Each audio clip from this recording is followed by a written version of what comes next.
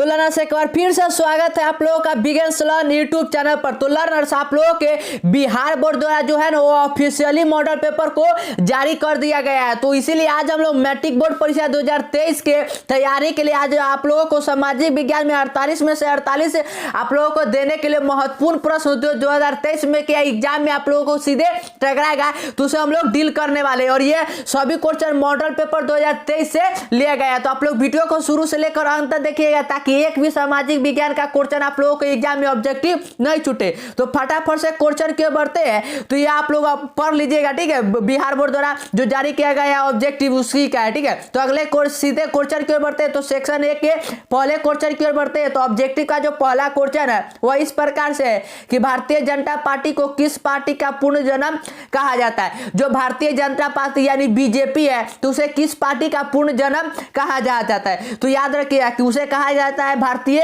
जनसंघ का। तो right answer option number B हो जाएगा। क्वेश्चन नंबर 2 की ओर बढ़ते तो क्वेश्चन नंबर 2 इस प्रकार से है कि दलित पैंथर्स नामक संगठन की स्थापना किस राज्य में हुई। जो दलित पैंथर्स नामक संगठन था उसका स्थापना किस राज्य में हुआ था तो याद रखिएगा कि उसका स्थापना महाराष्ट्र में हुआ था। तो right answer option number C हो जाएगा।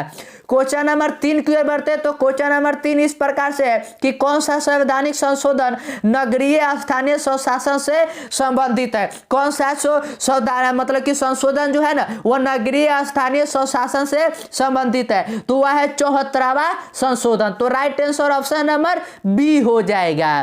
क्वेश्चन नंबर 4 की ओर बढ़ते तो क्वेश्चन नंबर 4 इस प्रकार से है कि बलवंत राय मेहता समिति ने अपने प्रतिवेदन में कितने स्तरीय पंचायती राज व्यवस्था की सिफारिश की थी। बलवंत राय मेहता ही सबसे पहला कमेटी होता है जो क्या करता है कि पंचायती समिति का मतलब कि वह अति करता है। तो वह कितने स्तरीय का करता है तो याद रखिएगा कि वह त्रिस्तरीय का करता है। तो right answer option number C हो जाएगा।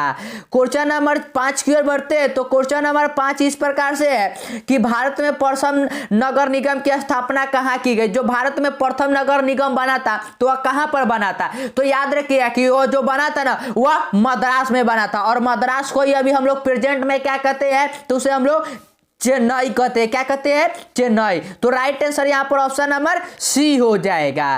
क्वेश्चन नंबर 6 की ओर बढ़ते हैं तो क्वेश्चन नंबर 6 इस प्रकार से है कि सर्वप्रथम किस राज्य में महिलाओं को पंचायतों में 50% आरक्षण दिया गया। पूछा गया है कि वह कौन सा राज्य है जहां पर ना महिलाओं को सबसे पहले 50% आरक्षण मिला पंचायती राज संस्थान में, ठीक है। तो हम लोग किस राज्य में रहते हैं तो आप लोग कहिए कि बिहार में। तो बिहार में ही महिलाओं को मिला 50% आरक्षण। तो right answer option number C हो जाएगा।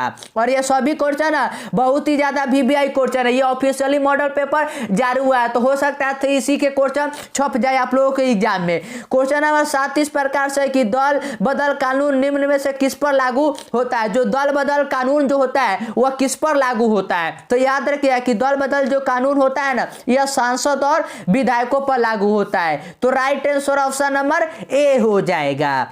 क्वेश्चन नंबर 8 की ओर बढ़ते हैं तो क्वेश्चन नंबर 8 इस प्रकार से है कि क्षेत्रवाद की भावना का एक कुपरिणाम है। पूछा गया है कि क्षेत्रवाद का जो होता है ना उसका एक कुपरिणाम क्या है तो उसका एक कुपरिणाम याद रखिए कि वह होता है अलगाववाद। क्या होता है अलगाववाद। तो right answer option number D हो जाएगा। क्वेश्चन नंबर 9 की ओर बढ़ते हैं ना तो क्वेश्चन नंबर 9 इस प्रकार से है कि अर्थशास्त्र पुस्तक किसने लिखी।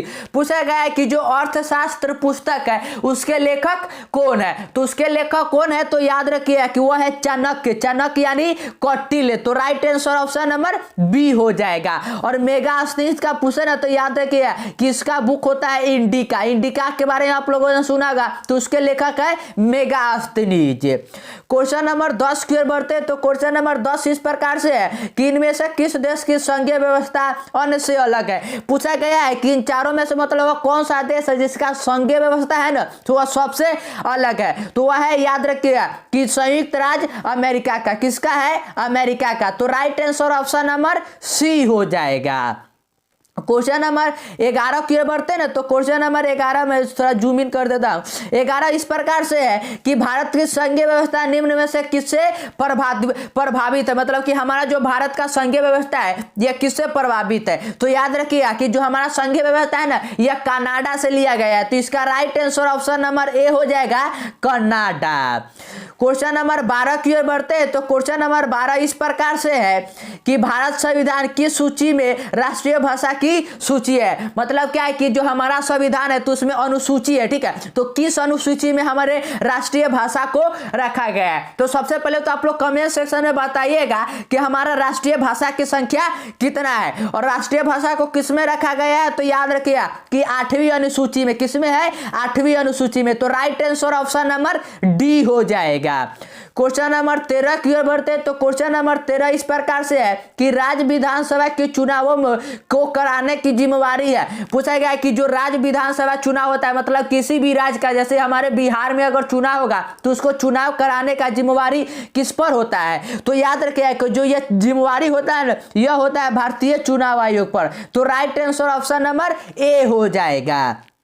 क्वेश्चन नंबर 14 की ओर बढ़ते हैं ना, तो क्वेश्चन नंबर 14 इस प्रकार से है कि शिक्षा को संविधान की किस सूची में रखा गया है। जो शिक्षा है ना, मतलब कि एजुकेशन, तो उसको हम लोग संविधान के किस सूची में रखे हैं। तो याद रखिए कि जो शिक्षा यानी एजुकेशन है ना, उसे हम लोग समवर्ती सूची में रखे हैं, यानी कॉन्करेंट लिस्ट में रखे हैं। तो इसका right answer option number C हो जाएगा।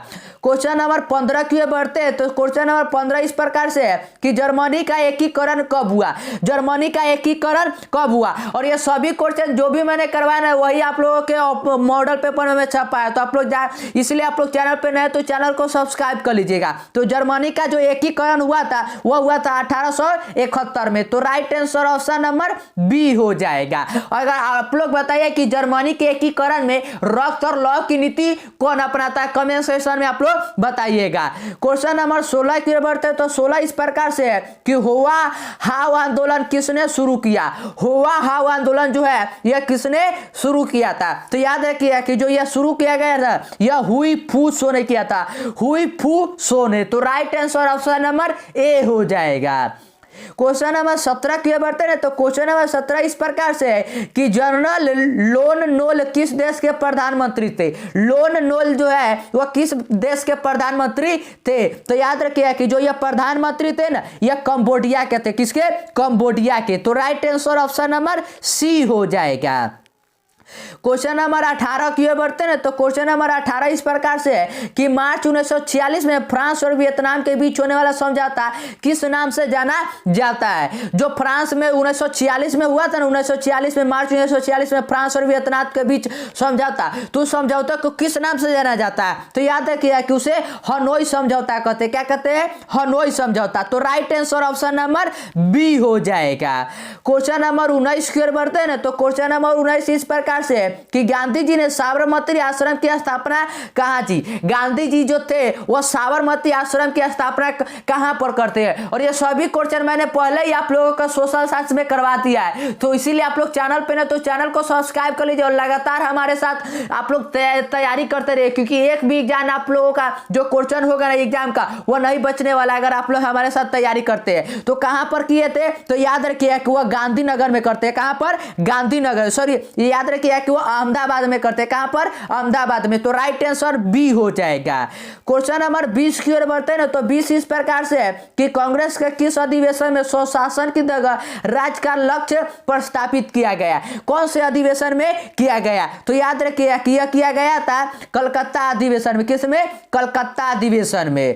क्वेश्चन नंबर 21 की ओर बढ़ते हैं, तो क्वेश्चन नंबर 21 इस प्रकार से है कि दांडी यात्रा से किस आंदोलन की शुरुआत हुई। जो दांडी यात्रा यानी नमक यात्रा तो हुआ था, नमक सत्याग्रह, तो उससे कौन सा आंदोलन का शुरुआत हुआ था। तो ये तो बहुत ईजी है कि सविनय अवज्ञा आंदोलन कब हुआ था, तो 1930 में हुआ था। तो right answer option number A हो जाएगा।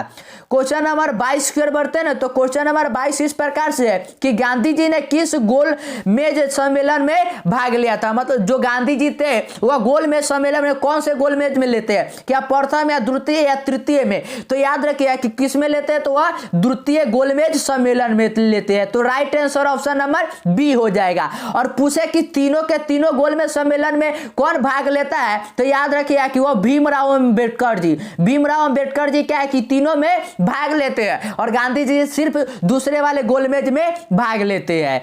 क्वेश्चन नंबर 23 की ओर बढ़ते हैं। तो 23 इस प्रकार से है कि फॉरवर्ड ब्लॉक की स्थापना किसने की।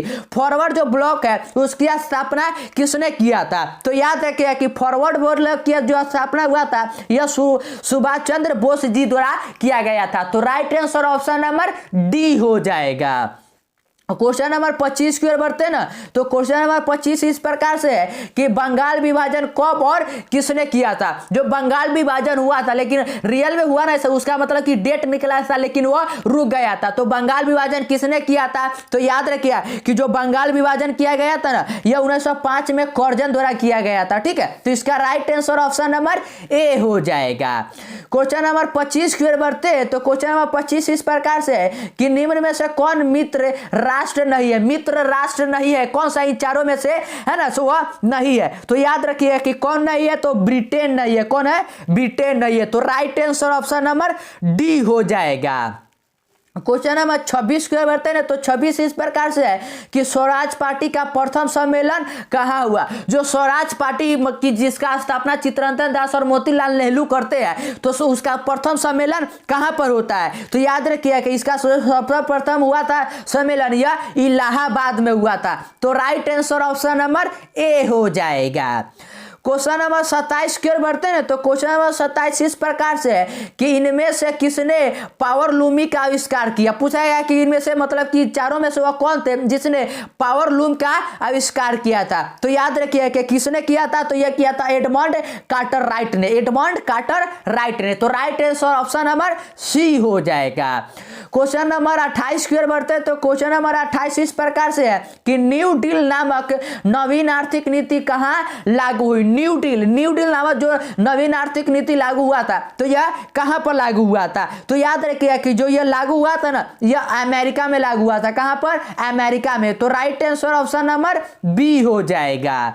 क्वेश्चन नंबर 29 की ओर बढ़ते हैं ना। तो 29 इस प्रकार से है कि 1991 में सोवियत संघ के विघटन के उपरांत कौन से देश महाशक्ति के रूप में उभरा। मतलब क्या है कि जब 1991 में सोवियत संघ का विघटन हो जाता है तो उस समय कौन सा देश जो है ना वह महाशक्ति के रूप में उभर कर सामने आता है। तो याद रखिए कि वह कोई और देश नहीं था बल्कि वह अमेरिका था, संयुक्त राज्य अमेरिका। तो right answer option number D हो जाएगा। और यह सभी क्वेश्चन बहुत ही ज्यादा VBI है, ठीक है, क्योंकि बिहार बोर्ड का ऑफिशियली जारी पेपर है, तो हो सकता है कि मतलब इसी से क्वेश्चन पूछ लिया जाए।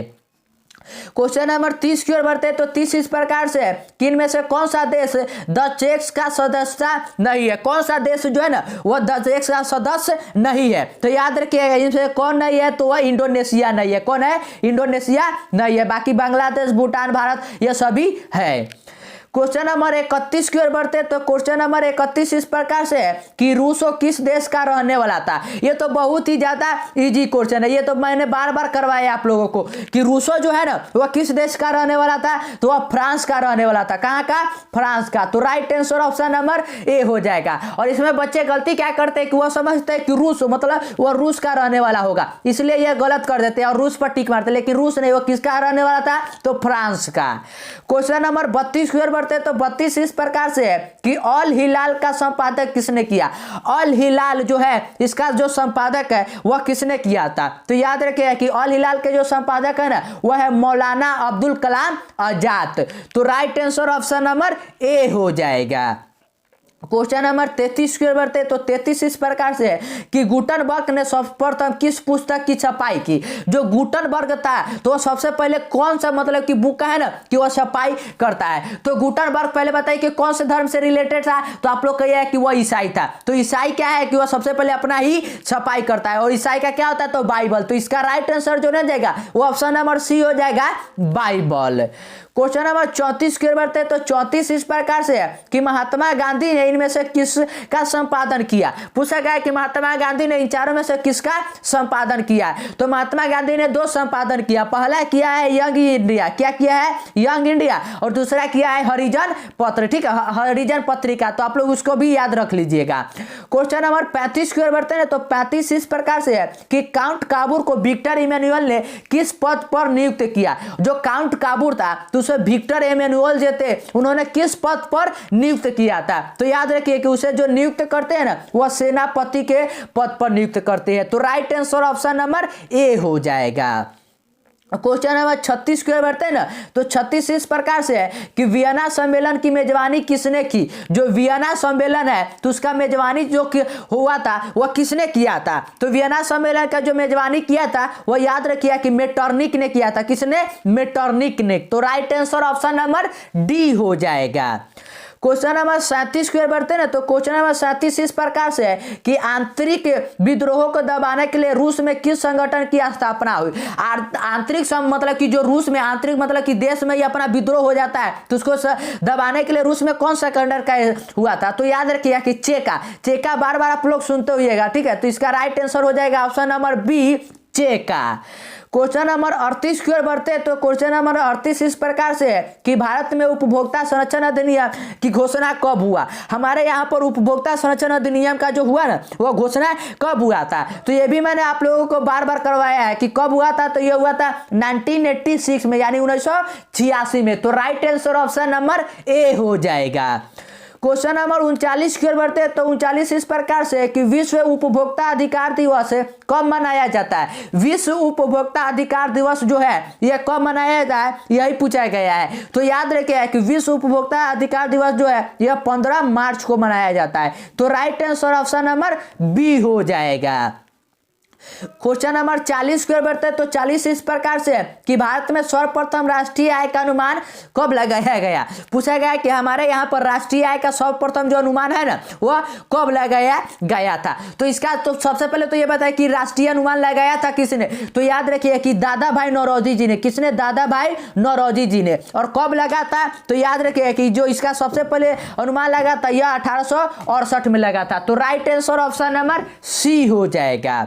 क्वेश्चन नंबर 41 की ओर बढ़ते हैं ना। तो क्वेश्चन नंबर 41 इस प्रकार से है कि गरीब की तुलना किस अर्थशास्त्री ने कैंसर की रोग से किया है? जो गरीबी होता है उसका तुलना अर्थशास्त्री ने कैंसर रोग से कर दिया। कौन सा अर्थशास्त्री था? तो याद रखिएगा कि वह कुजनेलस था। कौन सा? कुजनेतस। तो right answer option number B हो जाएगा। कुजनेतस अर्थशास्त्री जो थे ना वह गरीबी को कैंसर से तुलना कर देते हैं। क्वेश्चन नंबर 42 की ओर बढ़ते हैं। तो 42 इस प्रकार से है कि मानव विकास सूचकांक में इनमें से किससे सम्मिलित किया गया? जो मानव विकास सूचकांक है ना तो इसमें किससे सम्मिलित किया गया था? तो याद रखिएगा कि जो यह जीवन प्रत्याशा या शिक्षा प्राप्ति या जीवन स्तर है तो इन तीनों का क्या है कि सम्मिलित किया गया था। तो right answer option number D हो जाएगा, इनमें से सभी। क्वेश्चन नंबर 43 की ओर बढ़ते तो 43 इस प्रकार से है कि भारत में आर्थिक नियोजन का काम कौन सी संस्था करती है? भारत में जो आर्थिक नियोजन होता है तो उसका पूछा गया है कि कौन सा संस्था जो है ना वह नियोजन करता है। तो कौन सा नियोजन करता है? तो याद रखिए कि नीति आयोग करता है। कौन करता है? नीति आयोग। तो right answer option number C हो जाएगा। और नीति आयोग जो है ना जो आप लोग सुनते होइएगा कि 5 ईयर प्लान, जो मतलब कि जो 5 साल का प्लानिंग कमीशन था तो उसी को बदल कर रखा गया था। और कब बना था? तो 2015 में बना था। क्वेश्चन नंबर 44 की ओर बढ़ते हैं। तो क्वेश्चन नंबर 44 इस प्रकार से है कि poverty and on British rule in India नामक पुस्तक किसने लिखा था? Poverty and on British rule in India नामक पुस्तक किसने लिखा था? तो सबसे पहले हमारे भारत का राष्ट्रीय आय का अनुमान किसने लगाया था? तो आप लोग कहिए कि दादा भाई नौरोजी जी ने। तो दादा भाई नौरोजी जी क्या करते हैं कि उसको नाम पुस्तक जो है ना poverty and on British rule in India वही लिखते हैं। क्वेश्चन नंबर 45 की ओर बढ़ते हैं। तो क्वेश्चन नंबर 45 इस प्रकार से है कि स्वीडन की मुद्रा क्या? स्वीडन का मुद्रा क्या? यही पूछा गया है, ठीक है। तो स्वीडन का ये बहुत ही नया क्वेश्चन है, ठीक है। ऐसा क्वेश्चन आप लोगों को कहीं नहीं मिला होगा। तो स्वीडन का मुद्रा का कौन सा होता है? तो याद रखिए कि वो होता है क्रोना। क्या होता है? क्रोना। तो right answer option number C हो जाएगा। और अभी तक अगर अपने वीडियो को लाइक नहीं किया तो वीडियो को लाइक कर लीजिए और चैनल को सब्सक्राइब कर लीजिए, ठीक है। क्योंकि इसके बाद मैथ मतलब कि सभी सब्जेक्ट को आप लोगों को बीपीआई ऑब्जेक्टिव क्वेश्चन लगातार करवाते रहना जब तक कि आप लोगों का एग्जाम खत्म नहीं हो जाता है। क्वेश्चन नंबर 46 की ओर बढ़ते हैं। तो 46 इस प्रकार से है कि निम्नलिखित में से कौन भारत का सर्वोच्च बैंकिंग संस्थान है। कौन सा जो बैंक है ना वो हमारे भारत का सर्वोच्च है। ठीक है, तो सर्वोच्च कौन सा है, तो आप लोग कहिए कि आरबीआई, क्योंकि आरबीआई पैसा छापता है, उसी के पास सब बैंक आती होता है। तो राइट आंसर डी हो जाएगा। क्वेश्चन नंबर 47 की ओर बढ़ते हैं ना। तो 47 इस प्रकार से है कि मानव के सर्वांगीण विकास एवं सामाजिक आर्थिक विकास के लिए सबसे महत्वपूर्ण तत्व क्या है। कौन सा जो है ना वो सबसे महत्वपूर्ण तत्व है सामाजिक आर्थिक विकास के लिए, तो कौन सा हो जाएगा, तो याद रखिएगा कि शिक्षा यानी एजुकेशन जो है ना ये बहुत ही ज्यादा महत्वपूर्ण है, इसलिए कहा जाता है कि सभी को शिक्षा लेना चाहिए। क्वेश्चन नंबर 48 की ओर बढ़ते हैं। तो 48 इस प्रकार से है कि इनमें से कौन भारतीय के जीवन निर्वाह का मुख्य साधन है। हमारे यहाँ पर जो अधिकतर भारतीय यानी कि इंडियंस है तो उनके जीवन निर्वाह के लिए कौन सा पेशा अपनाते हैं, तो आप लोग कहिए कि कृषि, क्योंकि हमारे यहाँ पर 80% जो जनसंख्या है ना वह कृषि पर डिपेंड है। तो right answer option number C हो जाएगा कृषि। क्वेश्चन नंबर 49 की ओर बढ़ते तो 49 इस प्रकार से है कि प्राथमिक क्षेत्र में कौन सी आर्थिक क्रिया शामिल है। जो प्राथमिक क्षेत्र होता है तो उसमें कौन सा है, तो ये तो बहुत ही सिंपल, प्राथमिक कौन सा होता है जिसमें कि खेती यानी कृषि से रिलेटेड हो, और कृषि से रिलेटेड कौन सा हो जाएगा, तो आप लोग कहिएगा कि खनन। तो right answer option number A हो जाएगा माइनिंग। क्वेश्चन नंबर 50 और आज के लास्ट क्वेश्चन की ओर बढ़ते हैं ना। तो इस प्रकार से है कि सोने के आभूषण की गुणवत्ता सुनिश्चित करने के लिए किस मानक चीज का प्रयोग किया जाता है। मतलब क्या है कि सोना अगर आप लोग खरीदते हुएगा या सोना देखते हुए तो उसको मतलब सुनिश्चित करने के लिए कि हाँ इसका गुण जो है ना वो पूरा 24 कैरेट सोना है, तो इसको किसके लिए किया जाता है, तो याद रखिएगा कि वह किसका यूज होता है, तो ये हॉलमार्क का यूज होता है। किसका, हॉलमार्क का। तो right answer option number C हो जाएगा। और कोई खाद्य पदार्थ का पूछे, कोई भी खाने वाला चीज हो तो उसमें कौन सा आता है, तो वह होता है एग मार्क। ठीक है, तो आप इन दोनों को याद रखिएगा। और आज हम लोग सिर्फ 50 क्वेश्चन को ही डील करेंगे और बाकी के क्वेश्चन को अगले वीडियो में हम लोग कवर करने वाले हैं। तो इसलिए चैनल पे नए तो चैनल को सब्सक्राइब कर लीजिएगा।